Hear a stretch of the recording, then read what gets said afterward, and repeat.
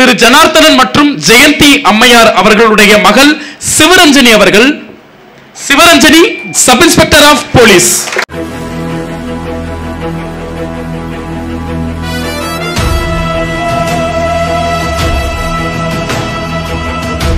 எல்லாருக்கும் வணக்கம். என் பேர் சிவரஞ்சனி. நான் நாமக்கல் மாவட்டம் மரூர்பட்டியிலேருந்து வரேன். எங்கள் அப்பா எலக்ட்ரிஷியனாக இருக்காங்க, அம்மா ஹவுஸ் ஒய்ஃபாக இருக்காங்க. நாங்கள் 3 பொண்ணுங்க வீட்டில். அக்கா ஐடியில் இருக்காங்க, பாப்பா டிஎன்பிஎஸ்சி ப்ரிப்பேர் பண்ணிகிட்டு இருக்காங்க. நான் 2019 டிஎன்பிஎஸ்சிக்கு தான் ப்ரிப்பேர் பண்ணிகிட்ருக்கேன். லாஸ்ட் டைம் கூட நான் இந்த எஸ்ஐ அட்டெண்ட் பண்ணேன்.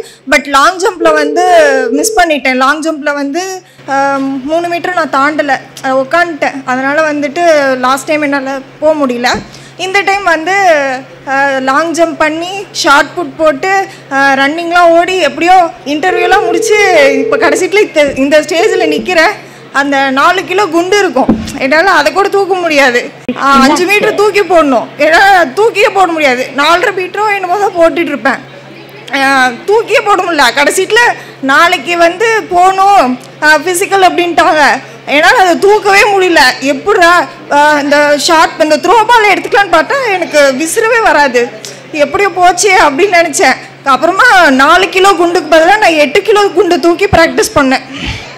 ஆனால் 8 கிலோ குண்டை ஈஸியாக என்னால் த்ரோ பண்ண முடிஞ்சுது. எய்ம் ஹை அப்படின்னு தான் சொல்கிறேன் நான். அதாவது என்னால் 4 கிலோ குண்டை த்ரோ பண்ண முடியல, பட் 8 கிலோ குண்டை ரொம்ப ஈஸியாக கேரி பண்ணேன். ஸோ எனக்கு ஃபிசிக்கல் டைமில் அந்த த்ரோ பால் ஷார்ட் புட் எனக்கு ரொம்ப ஹெவியாகவே இல்லை, ரொம்ப லைட்டாக தான் இருந்துச்சு. ஸோ அந்த டைமில் அதுதான் ஃபஸ்ட்டு போட்டு டபுள் ஸ்டார். ப்ராக்டிஸ் டைமில் சிங்கிள் ஸ்டார் மட்டும்தான் போட்டுட்டு இருந்தேன். நான் போட்ட டபுள் ஸ்டாரே அது மட்டும்தான். இன்டர்வியூ டைமில் பார்த்தோம் அப்படின்னு நாங்கள் 4 பேர் இன்டர்வியூக்கு ப்ராக்டிஸ் பண்ணிகிட்டு இருந்தோம். அப்போ சாரோட டாஃப் அகாடமியில் தான் ப்ராக்டிஸ் பண்ணோம். அப்படி சார் ஃபஸ்ட்டு இன்ட்ரோடக்ஷன் கிளாஸ் கொடுத்தாரு. அப்போ தான் இன்டர்வியூனா என்ன, நம்ம இந்த மாதிரிலாம் ப்ரிப்பேர் பண்ணணும் அப்படின்றதே தெரிய ஆரம்பிச்சுது. அது வரைக்கும் ஓகே ஃபிசிக்கல் பாஸ் ஆகிட்டோம், இன்டர்வியூ சும்மா தான் இருக்கும், பாஸ் பண்ணிடலாம் அப்படின்னு தான் நினச்சேன். ஆனால் இன்டர்வியூக்கு எவ்வளோ டெப்த்தாக படிக்கணும் அப்படிங்கிறது சாரோட இன்ட்ரோடக்ஷன் கிளாஸ்க்கு அப்புறம் தான் எனக்கு புரிஞ்சுது. அதுக்கப்புறம் இங்கே நிறைய இன்டர்வியூ கிளாஸ் இன்டர்வியூ மார்க் இன்டர்வியூவில் வச்சாங்க. ஸோ நான் எல்லா இன்டர்வியூ அட்டன் பண்ணேன். ஃபஸ்ட்டு இன்டர்வியூவே ரொம்ப பயந்துட்டே போனேன். என் ஃப்ரெண்டுங்க 2 பேர்த்துக்குமே செல்ஃப் இன்ட்ரோ கேட்டிருந்தாங்க. ஸோ நான் செல்ஃப் இன்ட்ரோ கடைன்னு மனப்பாடம் பண்ணிட்டு இருந்தேன். அதுக்கப்புறமா போயிட்டு உட்காந்தோடனே உன் பேர் என்னம்மா அப்படின்னு கேட்டாங்க. சிவரஞ்சனி சார்னு சொன்னேன். இல்லை என் பேர் அவரே சொல்லிட்டார், உங்கள் பேர் சிவரஞ்சனி தானேம்மா அப்படின்னாரு. ஆமாங்க சார் அப்படின்னேன். ஸ்வீட் நேம்மான்னு. Thank you sir. ஸோ எல்லா செல்ஃப் இன்ட்ரோவும் எனக்கு கேட்கல, அவரே எல்லாத்தையும் கேட்டார். நான் ஆமான்னு சொல்லிட்டு இருந்தேன். என்னடா இது செல்ஃப் இன்ட்ரோவை கேட்கவே மாட்டேங்கிறாரு, நம்ம அதை தானே ப்ரிப்பேர் பண்ணிட்டு இருந்தோம் அப்படியே நினச்சிட்டு இருந்தேன். கடைசி வரைக்கும் செல்ஃப் இன்ட்ரோவே கேட்கல. அது அப்படி எப்படா கேட்பாரு அப்படிங்கிற மாதிரி வெயிட் பண்ணிகிட்டே இருந்தேன். அதுக்கப்புறம் அந்த மார்க் இன்டர்வியூலாம் அதுக்கப்புறம் என்னன்னா சேலம் நான் ஃபஸ்ட்டு அட்டன் பண்ணுற இன்டர்வியூ செஷனும் சாரோட தான், லாஸ்ட் அட்டன் பண்ண இன்டர்வியூ செஷனும் சாரோட தான். ஈரோட்டில் லாஸ்ட்டாக சார் கூட ஒரு இன்டர்வியூ செஷன் சேலமில் ஃபஸ்ட் பெஞ்சில் நாங்கள் 4 பேர் உட்காந்துருந்தோம். சாரும் இன்டர்வியூ செஷன் 1-to-1.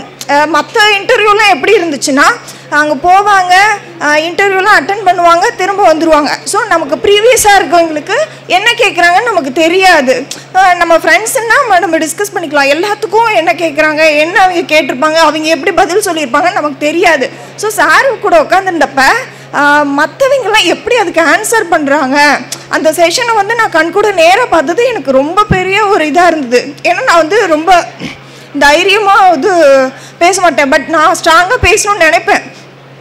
என் ஃப்ரெண்ட்ஸ் எல்லாம் பேசுகிறப்ப ஓகே இப்படி பேசணுமாட்டிருக்கு அப்படிங்கிற மாதிரி ஒரு 1-to-1 செஷன் அது எனக்கு ரொம்ப யூஸ்ஃபுல்லாக இருந்துச்சு. கடைசி செஷனும் அதுதான். அதுக்கப்புறம் நான் என்ன சொல்வேன்னா குரூப் ஸ்டடி மற்ற டைமில் இல்லாமல் இன்டர்வியூக்கும் யூஸ் ஆச்சு. நாங்கள் 4 பேர் ஒருத்தர் கேண்டிடேட்டாக இருக்கணும்னா மற்ற 3 பேரும் தான் ஜட்ஜு.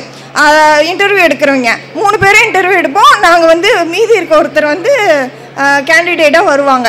ஸோ அந்த செஷன் எனக்கு ரொம்ப யூஸ்ஃபுல்லாக இருந்துச்சு. நான் அதுலேயே ப்ராக்டிஸ் பண்ணி excuse me ma'am, may come in ma'am அப்படின்னு கேட்டுட்டு தான் உள்ளே வருவேன். அப்படி கேட்டு எனக்கு சார் பேசினாலும் எக்ஸ்கியூஸ் மீ சார்னு வரல, மேம்னு தான் வந்துச்சு. அதாவது சாரை மேம்னு கூப்பிட்ருவேன், மேமை சார்னு கூப்பிட்ருவேன். மெயின் இன்டர்வியூக்கு போய் எனக்கு ரொம்ப பயமாயிடுச்சு. போச்சு, சார் வந்தாலும் நம்ம மேம்னு கூப்பிட்ருவோம், நமக்கு மார்க் போச்சு அவ்வளோதான் அப்படின்னு நினச்சேன். என்னோட கிரேட் என்னன்னா அங்கே இன்டர்வியூ பண்ண 3 பேருமே லேடி ஸ்டாஃப் தான். எனக்கு ரொம்ப பெரிய ரிலீஃபாக இருந்தது. அப்பாடா நமக்கு இனிமேட்டு எந்த கவலையும் இல்லை அப்படின்ட்டு ரொம்ப கேஷுவலாக பேச ஆரம்பிச்சிட்டேன். அதுக்கப்புறமா எனக்கு ரொம்ப ஹாப்பியாக முடிஞ்சிச்சு அந்த இன்டர்வியூ. அதுக்கப்புறம் வந்து நான் 2019 இந்த ஃபீல்டில் இருக்கேன். ஸோ நான் வந்து எப்போவுமே வந்து இந்த ஃபீல்டை வந்து கிவ் அப் பண்ணிடலாம் அப்படின்னு என்றைக்குமே நான் நினச்சதில்லை. ஸோ ஒரு விடாமுயற்சி அப்படிங்கிறத வந்து நான் வந்து ஃபாலோ பண்ணுறேன். அதையே நீங்களும் ஃபாலோ பண்ணணும்னு நினைக்கிறேன்.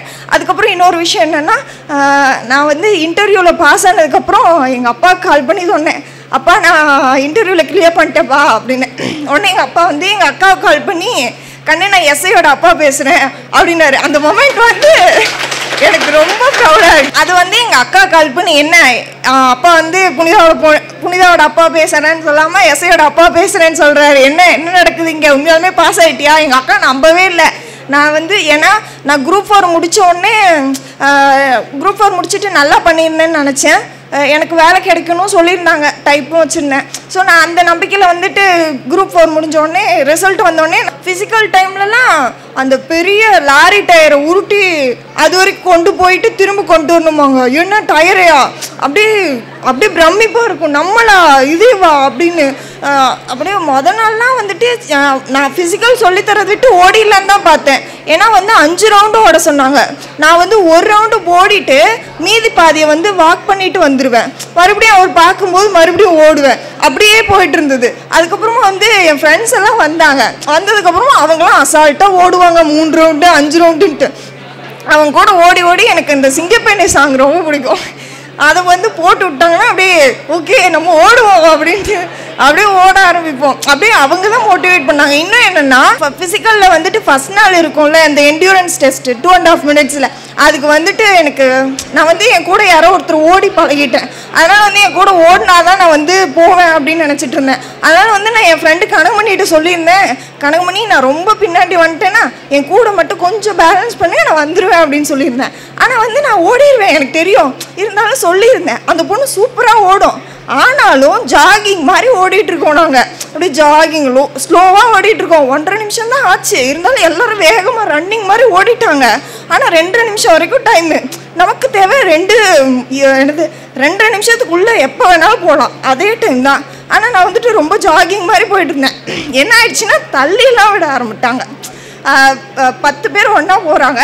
ஸோ முந்திட்டு தள்ளி கீழே வந்துட்டாலும் போச்சு அப்படின்னு சொல்லிட்டு மெதுவாக ஓடி அந்த பொண்ணு என்னன்னா என் கூட சேர்ந்து ஜாகிங் வருது. ஃபர்ஸ்ட்டாக போயிருந்தா அது போயிருந்துருக்கலாம். ஸோ நமக்கு தேவை நம்மளோட ஃப்ரெண்ட்ஸ் சப்போர்ட்டும் தான். ஸோ அந்த பொண்ணு வந்து இப்போ 0.5 இந்த இடத்துல என் கூட வரல.